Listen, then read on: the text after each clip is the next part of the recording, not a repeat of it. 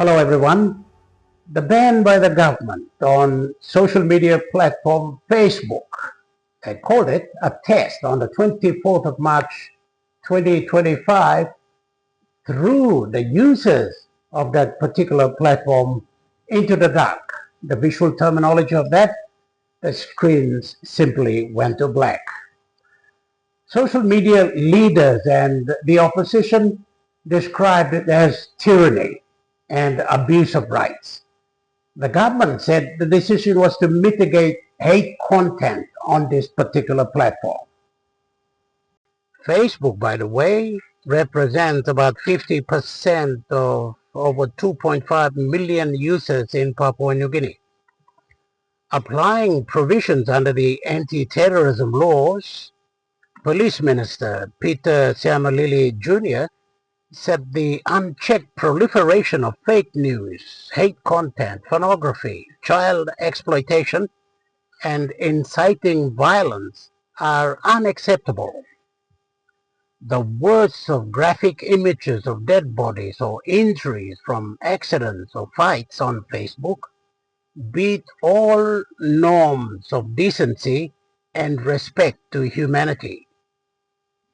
The people have the right to be protected from such exposures. That's agreed upon. I will digress here from the chorus of the force and against the decision on Facebook, whether it's test or otherwise. But as a journalist who started this career at the time of independence, there have been some worrying reminders of how governments have behaved towards media freedom over the years. There has always been that uncomfortable relationship, a few cases or incidents that are quite startling. How in 1978, the then chairman of the National Broadcasting Commission, Sam Piniao, was ordered by the government then to take a particular news item off air. The chairman refused, and he was later replaced. Then there was this incident where Yambaki Okuk stormed the studios of the NBC and demanded that a particular current affairs report be taken off air. He didn't succeed, but his action as a minister was quite frightening. And then the deportation of Sean Donny, the ABC's resident correspondent, over an interview he conducted with a OPM leader from across the border. He was later offered the olive branch. And for some of us, have been summoned to appear before the Parliamentary Privileges Committee on Media to explain certain stories. Recently, the proposed media policy legislation, and among others, how on every Media Freedom Day in Papua New Guinea, threats from government are always central topics.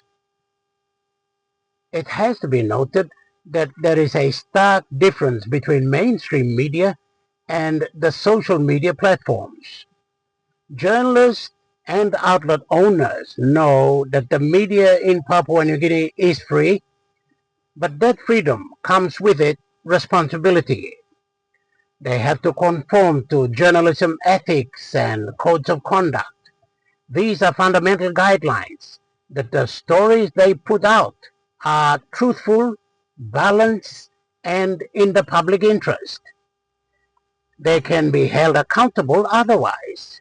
The aggrieved, though, can seek redress, the main being the laws of defamation. And that benefit is available for individuals, governments, businesses, and other organizations.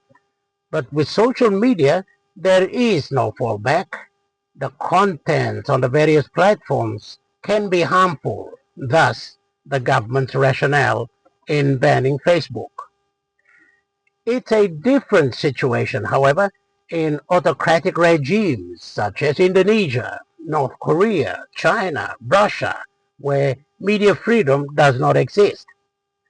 In Papua New Guinea, though, We now face a delicate balance between security and liberty, control and freedom, governance and autocracy.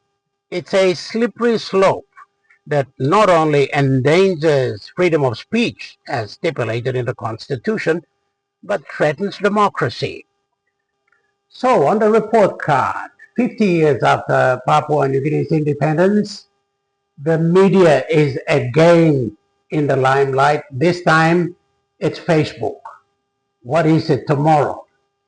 Nothing may come of it, but we can be rest assured that Facebook will always be a reference point for this government and any future government, including those in the opposition today.